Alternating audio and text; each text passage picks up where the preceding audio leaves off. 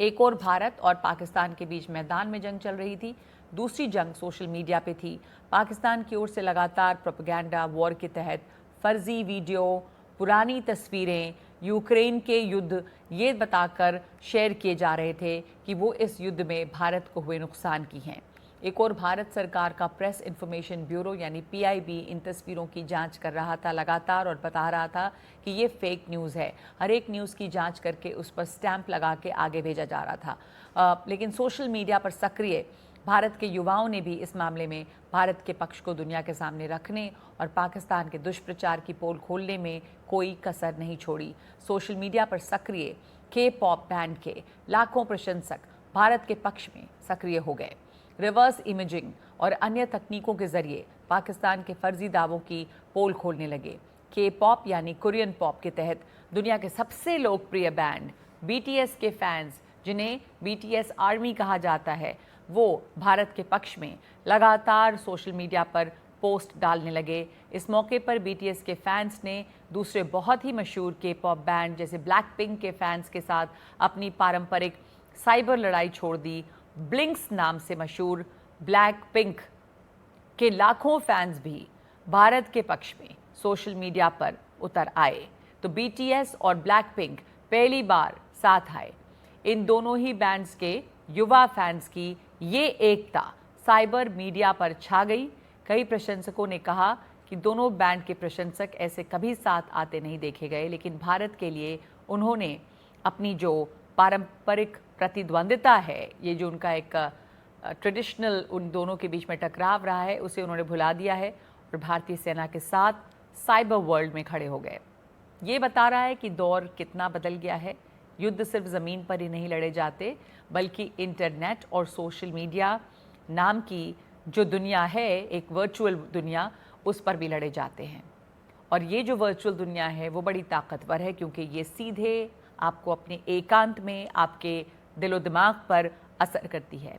और इस लड़ाई में भारत की साइबर आर्मी काफ़ी काम आई।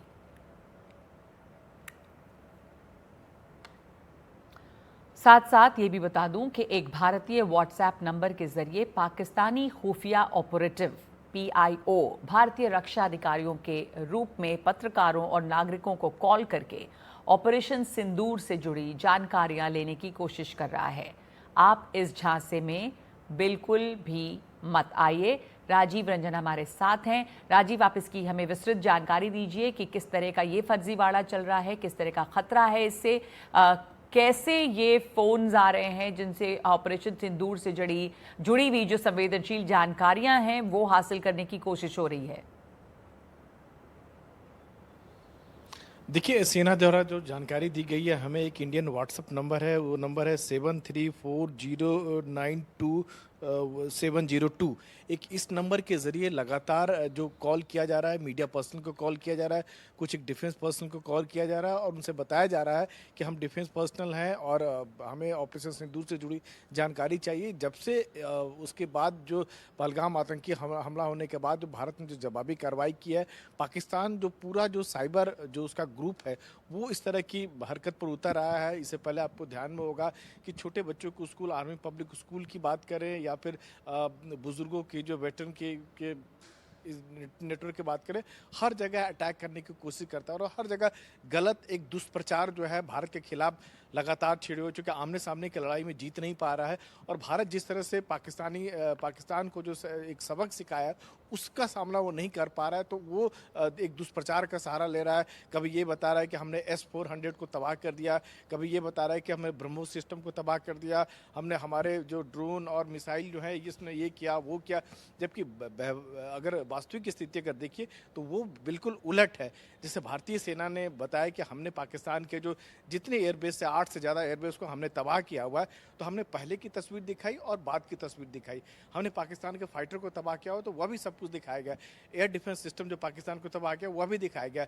इवन जो भारत ने जो दावा किया है कि जो आतंकी ठिकाने 9 आतंकी ठिकाने, चाहे बहावलपुर की बात हो, चाहे मुजफ्फराबाद की बात हो, चाहे मुरुदगी की बात हो, हर जगह की तस्वीर दिखाए और वीडियो जब उसमें बम में मिसाइल गिर रहा तो वो कैसा तबाह हुआ।